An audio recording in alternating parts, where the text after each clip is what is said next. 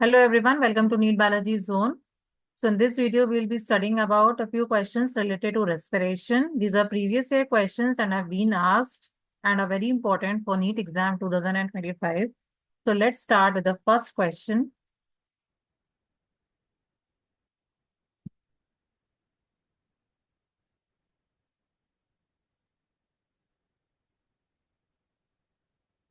First question is the ultimate electron acceptor in rest of respiration in an aerobic organism is आपको find out करना है aerobic organism में कौन सा ultimate electron acceptor होता है. Options are cytochrome, oxygen, hydrogen या glucose. So the correct answer is option number B, oxygen. Can see the explanation. Oxygen क्या होता है? अल्टीमेट हाइड्रोजन एक्सेप्टर होता है एरोबिक रेस्पिरेशन में, क्योंकि आप देख सकते हैं ईटीएस के डायग्राम में लास्ट में आप देख सकते हैं कि ऑक्सीजन क्या करता है, कंबाइन करता है इलेक्ट्रॉन के साथ. It accepts a pair of electron and combines with water with hydrogen atom to form water molecule. ठीक है, तो ये लास्ट में आप देख सकते हैं क्या करता है ऑक्सीजन, एक्सेप्ट करता है पेयर ऑफ इलेक्ट्रॉन और हाइड्रोजन एटम के साथ कंबाइन कर रहे हैं. यहाँ पे आप देख सकते हैं 2H+, 2H+ से कंबाइन किया ऑक्सीजन है तो यहाँ पे वाटर मॉलिक्यूल बन गया. So this is the end process of ETS. Okay, now next question. phosphorylation of glucose during glycolysis is catalyzed by. phosphorylation of glucose कौन सा एंजाइम करता है? सो ऑप्शंस आर फॉस्फोग्लूकोम्यूटेज, फॉस्फोग्लूकोआइसोमरेज, हेक्सोकाइनेज या फॉस्फोराइलेज. तो इसका correct answer है option number सी, hexokinase. ये first step होता है ग्लूकोज का, जिसमें कि ग्लूकोज जो कन्वर्ट होता है वो ग्लूकोज 6 फॉस्फेट में कन्वर्ट होता है. एंड एंजाइम कौन सा यूज होता है? हेक्सोकाइनेज. अब देख सकते हैं hexokinase catalyses the conversion of glucose into glucose 6 phosphate और इसमें 2 ATP मॉलिक्यूल्स यूज होते हैं. अदर ऑप्शंस देख सकते हैं फॉस्फोग्लूकोम्यूटेज का क्या रोल है. फॉस्फोग्लूकोम्यूटेज क्या कन्वर्ट करता है? Is an enzyme that transfer a phosphate group in D glucose monomer from 1 to 6 position of carbon in forward direction, changes glucose 1 phosphate to glucose 6 phosphate. Phosphoglucomutase का क्या रोल है? ग्लूकोज 1 फॉस्फेट को glucose 6 phosphate में convert करता है. और फॉस्फोग्लूको isomerase का क्या रोल है? ये कन्वर्ट करता है ग्लूकोज 6 फॉस्फेट को फ्रक्टोज 6 फॉस्फेट में. ये मोनो आइसोमर्स हैं. अब देख सकते हैं ग्लूकोज से क्या कन्वर्ट हो रहा है? फ्रक्टोज. तो फॉस्फोग्लूको आइसोमरेज. ठीक है, और फॉस्फोराइलेज ये कैसा एंजाइम है? जो addition of phosphate group from inorganic phosphate to an acceptance का ये रोल होता है. ठीक है, so these are the enzymes and are very important. Next question is pyruvic acid, the key product of glycolysis, can have many metabolic fates under aerobic condition it forms. So its options are lactic acid, CO2 plus water, acetyl enzyme A plus CO2 या ethanol plus CO2. So इसका correct answer है option number C, acetyl coenzyme A plus CO2. Pyruvic acid जो है acetyl coenzyme A में convert होता है and CO2 में, जो कि एंड प्रोडक्ट होता है ग्लाइकोलिसिस का. लास्ट जो प्रोडक्ट हमको मिलता है ग्लाइकोलिसिस का वो पायरुविक एसिड होता है. फिर उसके बाद एरोबिक कंडीशंस में, मतलब कि ऑक्सीजन अगर आप इसको दे देंगे पायरुविक एसिड को तो आपको एसिटाइल कोएंजाइम में मिलेगा और CO2 मिलेगा. ठीक है, और लैक्टिक एसिड क्या होगा? जब मसल्स में हमको कोई भी ऑक्सीजन नहीं मिल रही है तो lack of oxygen, when there is no oxygen तब लैक्टिक एसिड मिलेगा. और CO2 एंड वाटर जब ऑक्सीजन लेस है, ऑक्सीजन का क्वांटिटी लेस है, तब हमको CO2 एंड वाटर मिलेगा. ठीक है, so these are three important. और ये इथेनॉल कब मिलेगा? फॉर्मेंटेशन प्रोसेस में पायरुविक एसिड से. सो ये सारे प्रोडक्ट्स आपको पता होने चाहिए, लाइक कब ऑक्सीजन की प्रेजेंस में क्या मिलेगा एंड ऑक्सीजन की एब्सेंस में क्या मिलेगा. So these are very important. Explanation आप देख सकते हैं. पायरुवेट द एंड प्रोडक्ट होता है, ऑक्सीडाइज हो जाता है with the loss of its carboxyl group as CO2 to give acetyl coenzyme है. इसमें क्या होता है? डीकार्बोक्सिलेशन प्रोसेस होता है एक तरह से, क्योंकि कार्बोक्सिल ग्रुप का लॉस होता है पायरुवेट से, तो एसिटाइल कोएंजाइम हमको मिल जाएगा एरोबिक कंडीशन में. फिर एसिटाइल कोएंजाइम में जो होता है वो CO2 एंड H2O हमको मिलता है सिट्रिक एसिड साइकिल में से. ठीक है, और lactic acid as I told you, lactic acid हमको मिलता है मसल्स अंडर एनारोबिक कंडीशंस. और इथेनॉल एंड CO2 जब ऑक्सीजन नहीं होगा, एकदम एब्सेंट होगा, ये भी एनारोबिक रेस्पिरेशन में, ये यीस्ट सेल्स में होता है इथेनॉल एंड CO2. और ये लैक्टिक एसिड जो होता है वो मसल सेल्स में होता है. Both are there in the anaerobic condition. ठीक है, और जो CO2 एंड वाटर होते हैं they are the final complete reaction products release at the end of cellular respiration. CO2 and water हमको मिलता है. ठीक है, सेलुलर रेस्पिरेशन में.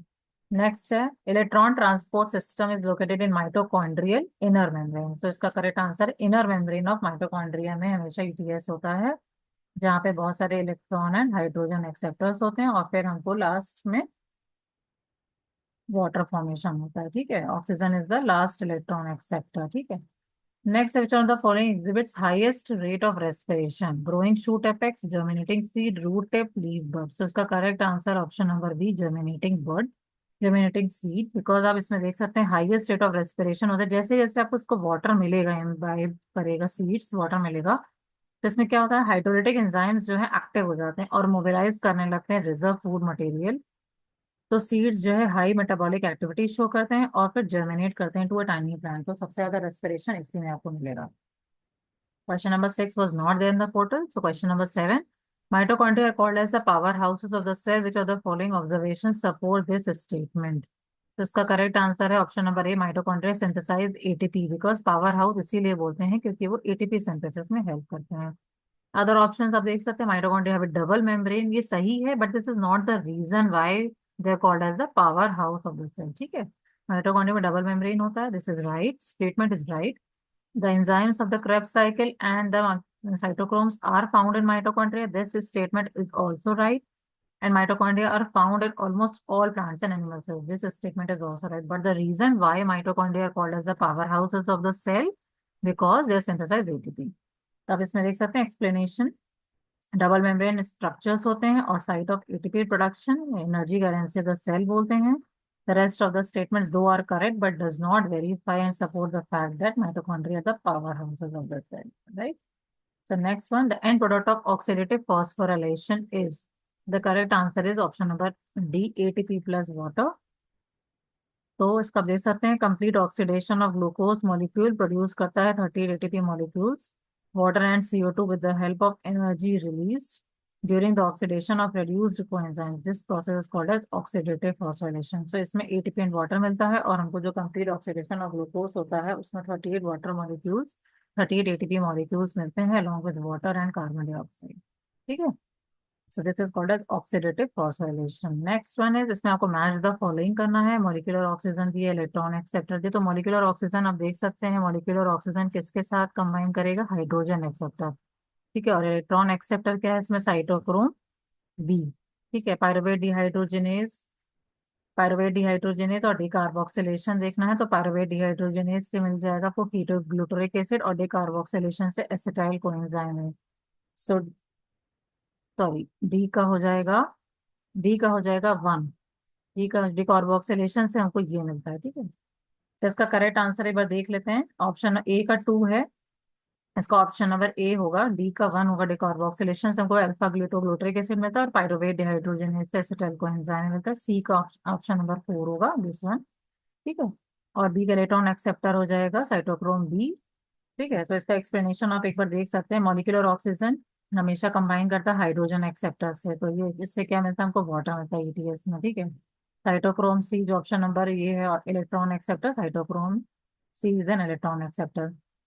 और पायरुवेट डिहाइड्रोजनेज जो है क्या करता है, converting pyruvic acid into acetyl coenzyme है, पायरुविक एसिड से हमको एसिटाइल कोएंजाइम मिलता है, पायरुवेट डिहाइड्रोजनेज इसमें हेल्प करता है। ठीक है, पायरुवेट डिहाइड्रोजनेज है, हमको पायरुविक एसिड से एसिटाइल कोएंजाइम मिलता है, और decarboxylation of oxalosuccinate forms alpha ketoglutaric acid in decarboxylation reaction. तो डिकार्बोक्सिलेशन से हमको अल्फा कीटोग्लूटरिक एसिड मिलता है। So this is the correct answer. Now there are few more questions, related problems with solution. Which of the following, what is the primary characteristic of an amphibolic pathway? Amphibolic pathway क्या होता है? It involves catabolic reactions, it involves anabolic reactions, it involves both catabolic and anabolic. It is a linear metabolic pathway. So the correct answer, it involves both catabolic and anabolic reactions. दोनों reactions होते हैं तभी उसको amphibolic pathway बोलते हैं। In glycolysis, which molecule is initially phosphorylated in the first step of the pathway? कौन सा phosphorylation होता है, किस मॉलिक्यूल में होता है phosphorylation फर्स्ट स्टेप में? तो इसका करेक्ट आंसर है glucose 6 phosphate. Alright, glucose 6 phosphate का phosphorylation होता है।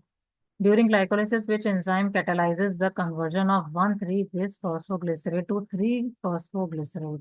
So इसका करेक्ट आंसर है ऑप्शन नंबर डी, फॉस्फोग्लिसरेट म्यूटेज। आपको ये सारे एंजाइम्स पता होने चाहिए because these questions are asked many times in the exam। 1,3 bis phosphoglycerate से 3 फॉस्फोग्लिसरेट म्यूटेज करता है, ठीक है role. Which of the following molecules is the product of the glycolytic pathway and can be used as a precursor for various metabolic pathways in the cell? This is also very important question and have been asked many times। तो आपको पहली बात तो पता नहीं चाहिए glycolysis का and product क्या होता है, पायरुवेट होता है, ठीक है। और उसी से बहुत सारे प्रोडक्ट्स मिलते हैं, जैसे भी हमने प्रीवियस क्वेश्चंस में किया। इथेनॉल मिल रहा है, कभी लैक्टिक एसिड मिल रहा है, ठीक है, एसिटाइल कोएंजाइम में भी मिल रहा है, अलग अलग ऑक्सीजन की कंडीशंस में। So pyruvate is the correct answer. Which of the following is the product of glycolysis? Pyruvate. This is very easy question. In which type of cellular respiration is oxygen not required? Oxygen is not required in anaerobic respiration. ठीक है.